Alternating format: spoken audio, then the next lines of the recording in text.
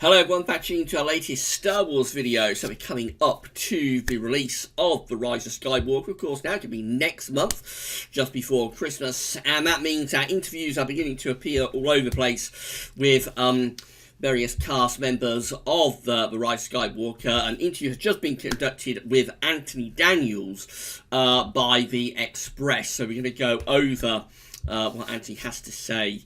Not particularly about Rise of Skywalker, actually, but about the sequels in general. It looks like Anthony's quite disappointed with the way they have turned out. We'll also look at an old interview Anthony gave with The Guardian before the release of The Force Awakens, which seems such a long time ago now, but it's only 4 years ago, and how things have changed since then. We'll compare and contrast the two interviews. I just say if you're enjoying the content on the channel here, Star Wars content that I don't get the chance to upload enough, I know, but if you are enjoying what we do, make sure you upload, then please like, share and subscribe, and let us know in the comments what you think about the video. So we're at the express.co.uk, Daily Express newspaper, of course. The headline is Star Wars 9, C3PO Anthony Daniels reveals his disappointment with the new films. Aren't we all, Anthony? So this is by Stefan Kiriskis. Probably pronounced that incorrectly. So the piece begins. Star Wars 9, Rise of Skywalker, C3PO legend Anthony Daniels tells Express Online he understands the backlash and has a message for fans ahead of episode 9. Continues, there has been a huge disturbance in the Force, not since the dodgy days of a certain Gungan has the fandom been so divided or angry. Just off on a bit of a tangent, why is it that every single piece that is written seemingly about the sequel trilogy always has to get in a dig about the prequel trilogy? It really annoys me that this happens. I mean, The Phantom Menace was 20 years ago. Why on earth are they still getting these digs in about the prequels? It's very, very annoying. And I suspect a lot of it comes from Disney, actually. We know what happened before Force Awakens release. They really trashed George Lucas's prequel trilogy. It was an orchestrated campaign by Disney to trash George Lucas's prequels so that they could differentiate their sequel trilogy, or the first one of episode 7, Force Awakens, so that they could differentiate that from the prequels. But it's still going on now, and it is very, very annoying. Why can't they just talk about these sequel films on their own terms? Why have they always got to get these digs in at the prequels? So that annoys me right from the very start, but we'll continue. So huge numbers have protested at the divisive plot lines and ending of The Last Jedi. Major stars like Luke Hamill, I mean that's just ridiculous. It's Mark Hamill who plays Luke Skywalker. If the journalists so-called at the Express don't even know that, then it appears that they're journalists in terms of movies, and Star Wars are no better than their journalists who deal with the weather. But we'll continue anyway. So major stars like, it's not Luke Hamill, it's Mark Hamill.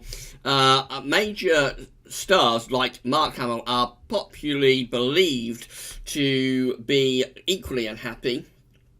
Express Online sat down with Anthony Daniels to chat about his new book, I Am C3PO. We had to ask him about the backlash and what he thinks of The Last Jedi.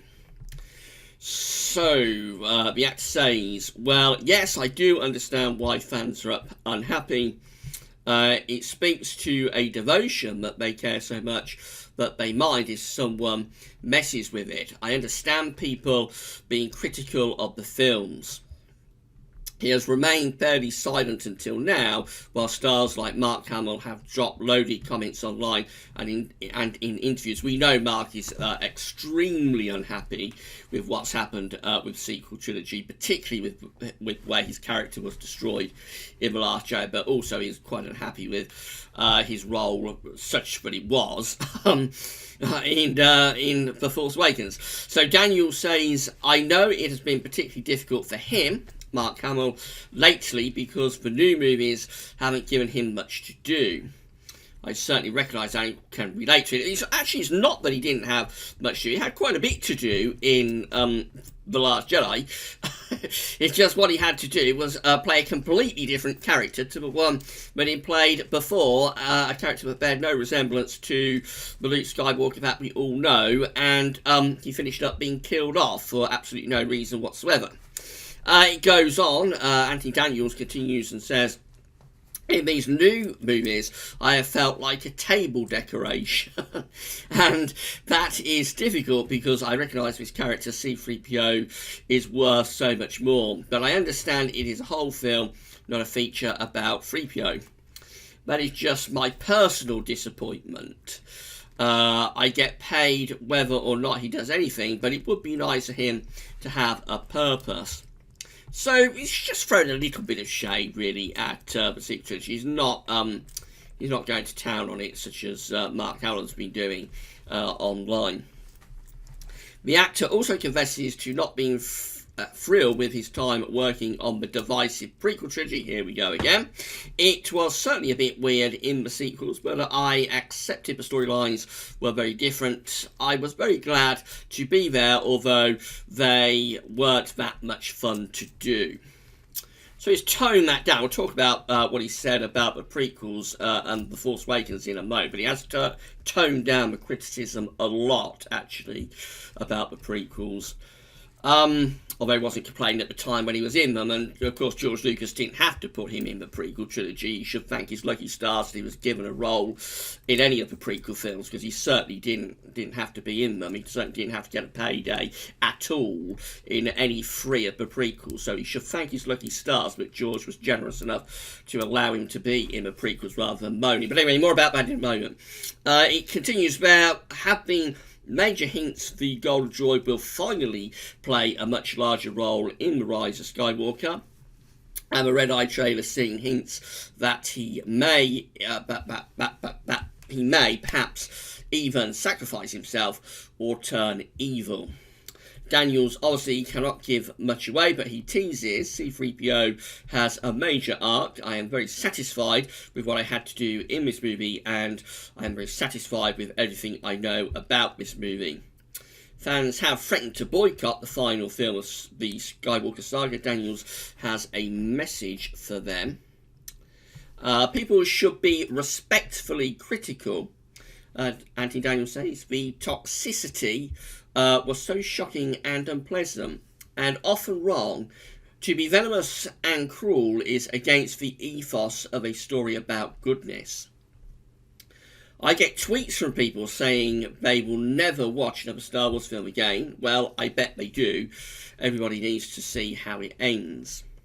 I'll come back to that in a moment. And I hope they do, because from everything I've seen so far, it is really rather good. All be revealed in December. Before that, fans can read Daniel's extraordinary eyewitness account of making every Star Wars movie since the beginning, the only actor to have done so. I Am C3PO, the inside story by Anthony Daniels, is published by DK at £18.99 and is also available on audio. So, I mean, he's not really throwing a huge amount of shade at the sequel trilogy, but you can tell he's a little bit disappointed with how it's worked out, but he's not really going to town on it like Mark Hamill has done. But it's a rather different tone, definitely, compared to what we saw before The Force Awakens was released in 2015. So this is the old piece from The Guardian from way back on the 3rd of September 2015. So I won't go through all of it. It's a very, very long piece, but the relevant bit is just here. So, if I can find the right place. So, let's begin here. Fans' expectations for the new film are stratospheric for several reasons. The role of director has passed from George Lucas to J.J. Abrams, who made a decent fist of the Star Trek reboot. Andy Daniels in 2015 was saying George has changed a lot over the years, but I think he finds it slightly difficult to collaborate, Daniels observed. He made decisions that I believe might have been better discussed with other people. This is talking about the prequels, of course. J.J. Abrams is more collaborative. He likes to listen. Then there is the reunion of key cast members, including Mark Hamill, Harrison Ford and Carrie Fisher, who never got to reunite on screen, the three of them actually, but they didn't tell us that in September 2015, did they? So it continues, the fantasy is that the new movie will somehow be good enough to override memories of the three previous installments. The title of one, The Phantom Menace, has acquired the voodoo power of the word Macbeth. And Andy Daniels said, the prequels.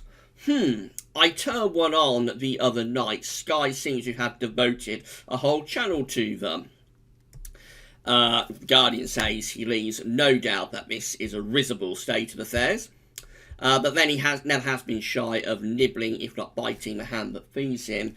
He gives a shudder when mentioning the Ewoks from Return of the Jedi and claims to have been unimpressed by the lurch in the prequels towards fully digital sets. Andy Daniels said in 2015, the effects are clever but pointless.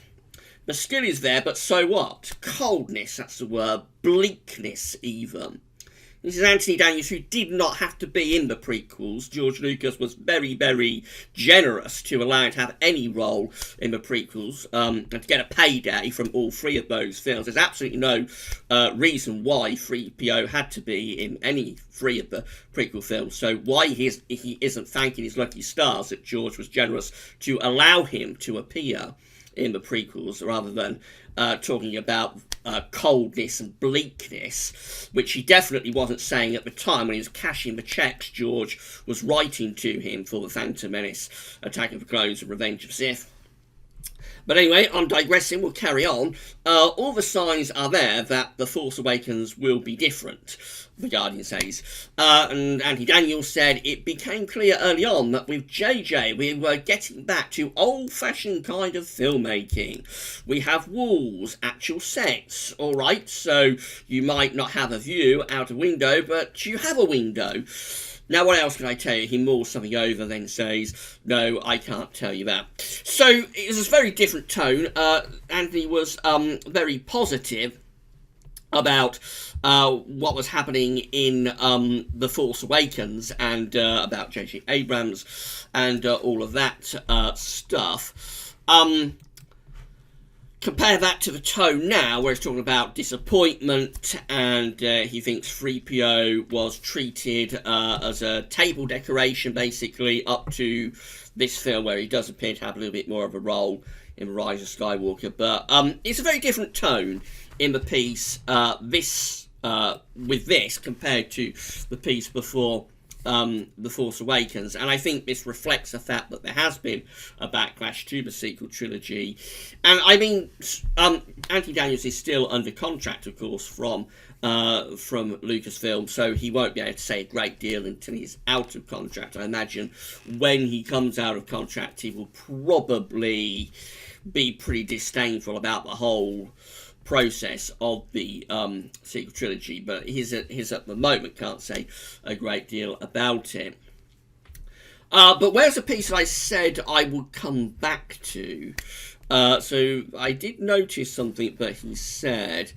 This is right. So I get tweets from people saying they will never watch another Star Wars film again. Well, I bet they do. Everybody needs to see how it ends. But this is the essential problem with the sequel trilogy, because we are not really seeing how it ends. We are seeing how Disney and J.J. Abrams and Rian Johnson, Kathleen Kennedy think Star Wars should end. We are not seeing how George Lucas wanted Star Wars to end, although there are claims that George has had some sort of involvement with Rise of Skywalker, but it's very sketchy. We don't know any detail about that, and as I've said in past videos, until we see a casting credit from, not a casting credit, but a story credit at the end of the credits for the Rise of Skywalker, sort of story by J.J. Abrams, Chris Terrio, and George Lucas. Unless we see that, then essentially George hasn't had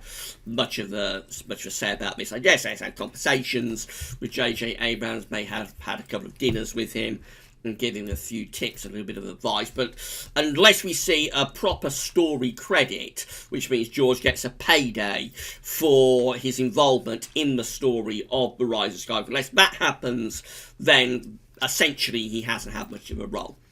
But anyway, Daniels is saying that people will go to see this because they want to see how it ends.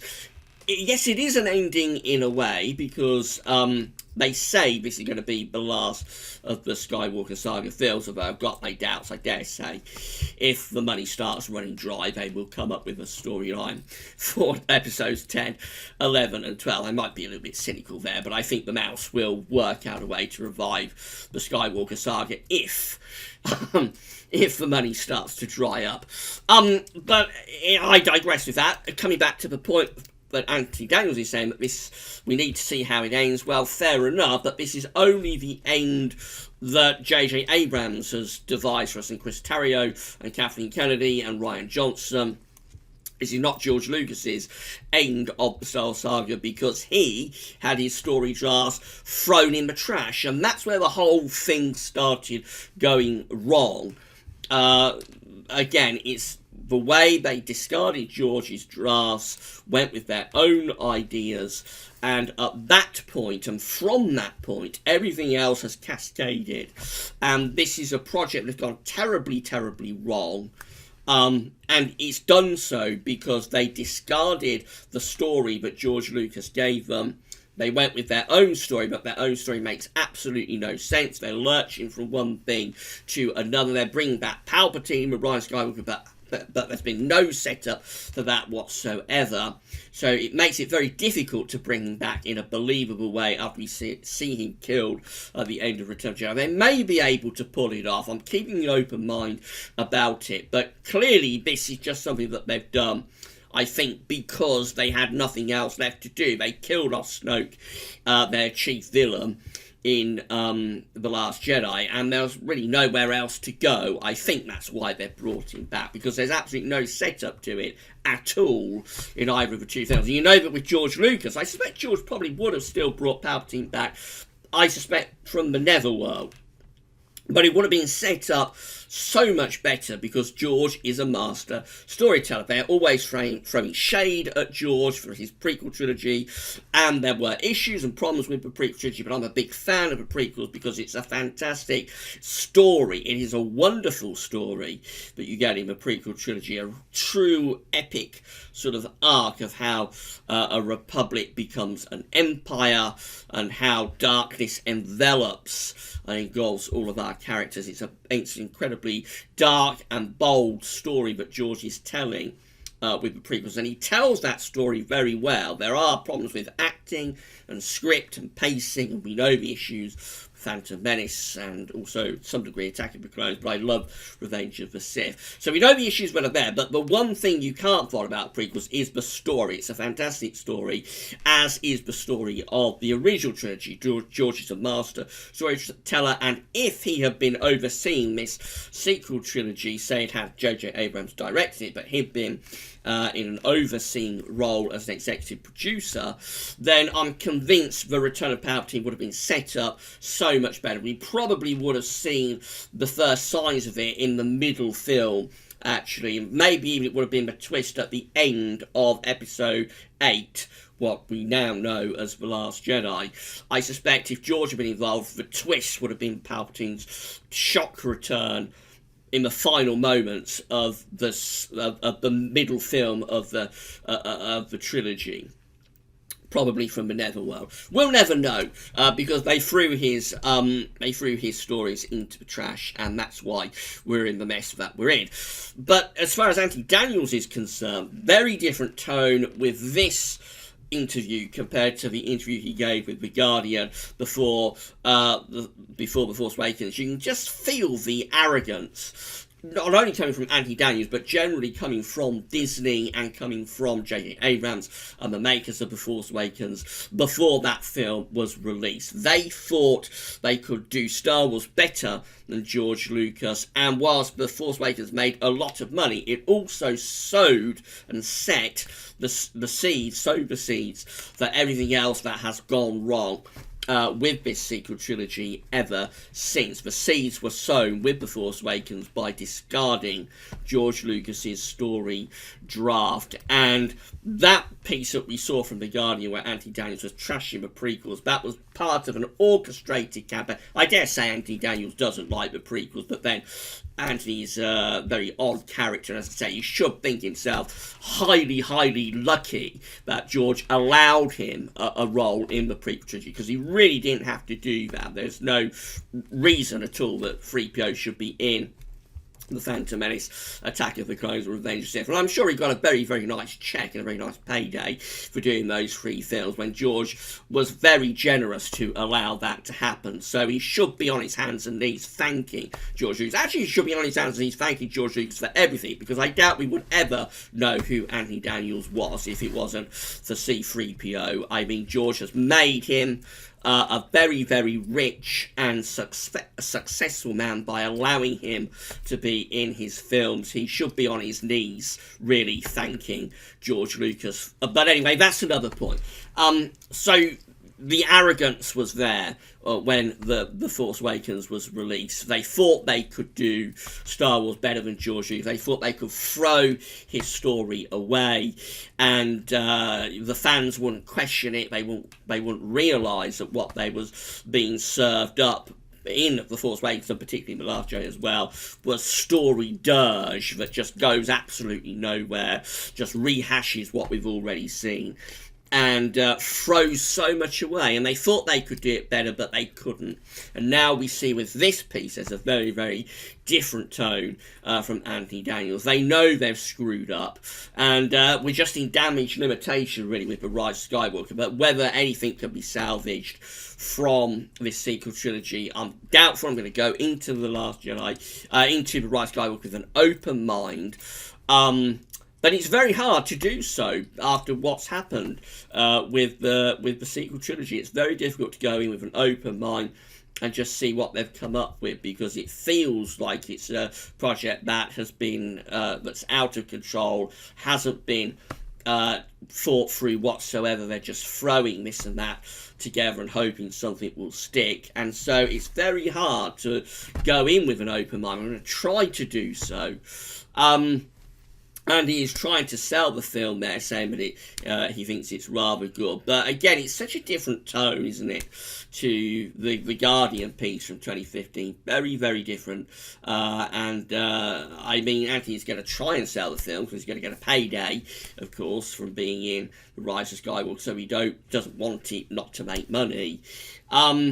But we'll see. It is a different tone. I would suspect when more interviews appear with the rest of the cast of The Rise of Skywalker, I suspect we'll see a similar sort of contrite tone. As I say, I think they know they've screwed up this sequel trilogy, and they know the fans are very unhappy, and we're just going to have to wait and see what happens. Right, so that's it. If you enjoyed the video, then please like, share and subscribe. Please let me know what you think in the comments. But that's all for now, and thanks for watching.